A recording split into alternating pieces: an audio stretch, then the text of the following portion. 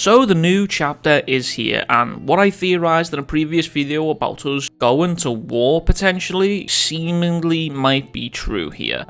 This chapter seems to feel like we are pivoting more from the Cullen Games arc now and starting to transition into a new arc with the information that is revealed to us in this chapter. So the chapter picks off last where we left, with Sukuna revealing to Yuji that he is actually the Fallen or the Disgraced One, depending on the translation.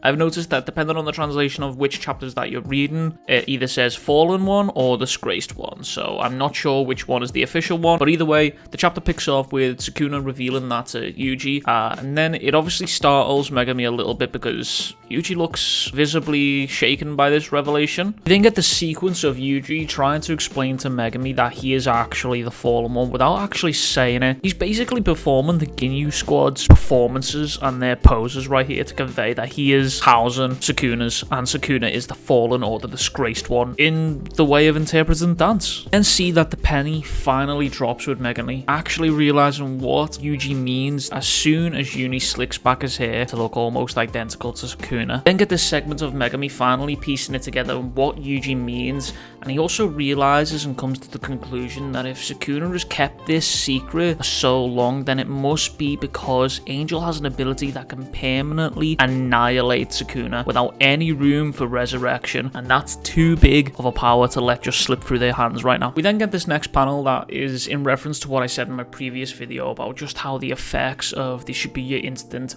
has affected Yuji. Yuji will willingly and gladly die if it means that Sukuna is erased off the face of this earth, and he even states that it is a cheap price to pay. Personally, wouldn't like to see Yuji throw his life away for this purpose. I would like to see there be some other workaround for this and some maybe plot hole for it, because I'm biased and I don't think Jujutsu Kaisen would be the same without Yuji, but also at the same time it's also shown that it can run without Yuji. Even though he is the main premise of the series, it's shown that a lot of these characters can carry the series on its back pretty fine. So remember at the beginning of the video when I said that I think we're heading into all-out war here, and I think that we're shifting away from the Cullen Games? This is why. It turns out that there is a high number of players all of a sudden entering, and we are made aware of this by Angel all of a sudden saying that's odd, and she is saying that there's an astonishing number of people entering the colony right now. Remember how in my spoiler video I said that I think that the US is going to invade the Cullen Games to try and abduct the Japanese players for whatever nefarious purposes that they might have? It's looking like it might be a true thing here, because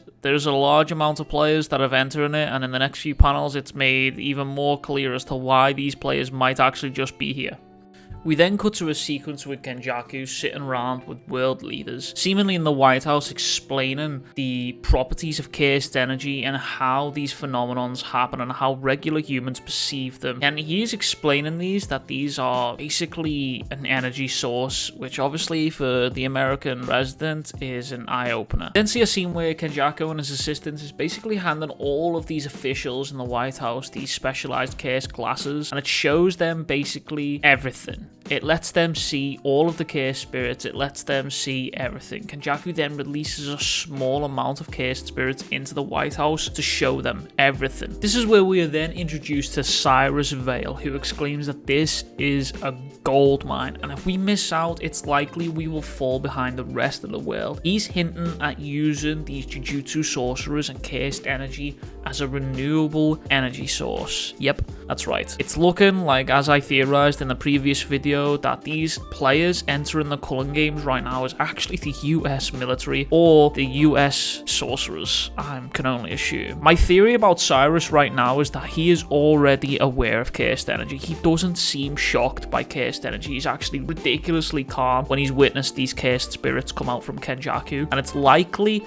on my theory here that Cyrus is actually a sorcerer, and he's probably, even though it says environmental management, it's most likely that this man is also a double agent and is most likely working with Kenjaku. That's my theory on this. Kenjaku then shows these officials footage from none other than Mechamaru, but he doesn't even bother to name Mechamaru. He literally just says from a puppeteer who used the puppet manipulation technique, and it was recorded through his eyes basically.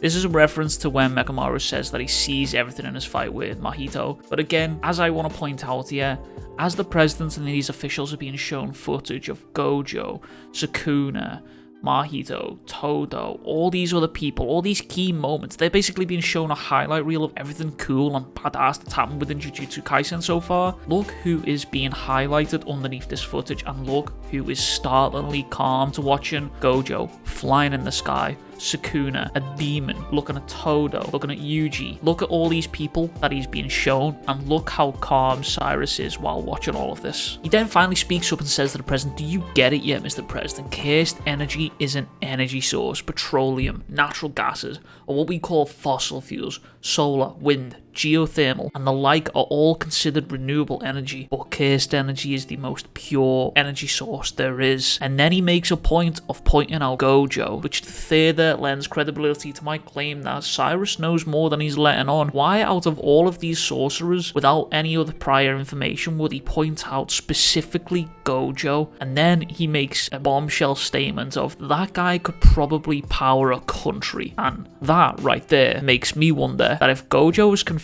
that Yuta has more cursed energy than Gojo, and Gojo is theorized by Cyrus to power a country, how big on the powering scale could Yuta be right now if that's where Gojo stands? With all this information being revealed to the president, the chapter ends with Kenjaku basically giving him sort of a deal, and it seems like it's a deal that's too good to take in the eyes of a president. He basically says that in November, Tokyo will come to a standstill, and what is essentially an extraterrestrial ground, Jujutsu sorcerers will gather for a ritual. He's referring to the culling games right here. So when I was theorizing in a previous video that we don't know whether this is in the past or if this is in the present, it turns out that this is in the past, and this is all Kenjaku's plan. The players that are entering the culling games right now are most likely going to be the US military, and it seems that it was all set up that way for Kenjaku to get all the sorcerers possible into one potential area to start basically a war. It looks like we're heading to war right now. In the final page, we see that the president seems quite stressed, and he's saying, "Are you saying that we should just kidnap Japanese civilians to use as samples for experiments?" And then the caption is, "A worrying proposal on what choices could these global superpowers make." But if I'm honest, this seems like a kind of anticlimactic cliffhanger, because it seems like we've already seen this decision being made. It is more than likely